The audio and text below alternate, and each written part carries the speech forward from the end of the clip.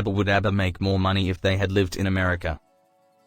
Would the four individuals from the Swedish pop group Abba have more noteworthy total assets today in the event that they would have moved to the United States at the beginning of their singing career some time ago?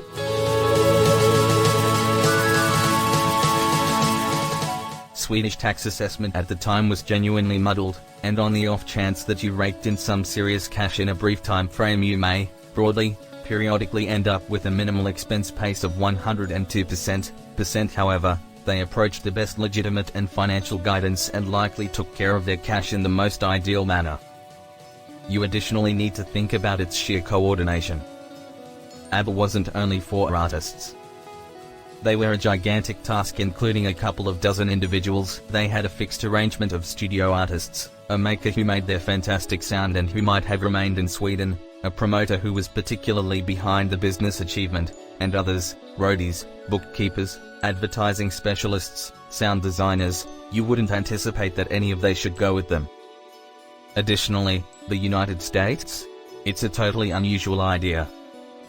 They sold very well in the US, however, a transition to the US would have benefited them away from their essential business sectors in Europe.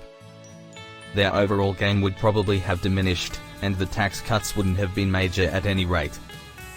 The legitimate spot to move to, and spot heaps of Europeans moved to during the 70s when the expense circumstance made it sensible, would have been Monaco.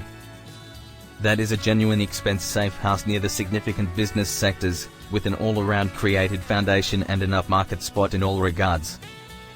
Monaco has no annual expense by any stretch of the imagination, and a line of Swedish competitors moved there in the last part of the 1970s accurately for charge reasons. What is the most outstanding characteristic of Abba? Likely the manner in which Stig Andersson blended Annie Frid and Agneta's voices together. The motivation why Abba melodies never sold a remarkable same life is a result of the manner in which Stig Andersson and his group made the studio variants. Around then, the procedure simply wasn't exactly there to make it sound about the equivalent live. Perhaps it was Michael B. Tretow who made that audio cue. I'm really not certain. To me, that is the thing that stands apart the most from Abba's music. That is their unmistakable sound. Also Bjorn and Benny's songwriting abilities. As Neil Anderson mentioned, those goddamn tunes are really special, too. What is the Abba Avatars tour? We don't think a lot about the innovation arranged, however, I'll cite this article. The show will supposedly utilize comparable hologram innovation to that seen during Tupac Shakur's visualization appearance at Coachella in 2012, including virtual portrayals of every part close by a live band. As will be seen as Abba. Tupac's multi-dimensional image was truly done through the Pepper's Ghost Dream, so it was anything but a genuine visualization of a hologram. In any case, this gives a thought of how the Abba show might be done later on. There will be a visualization hologram which was planned in 2019, but since of COVID, it will be made in 2022. Who is the most oldest and youngest member of Abba?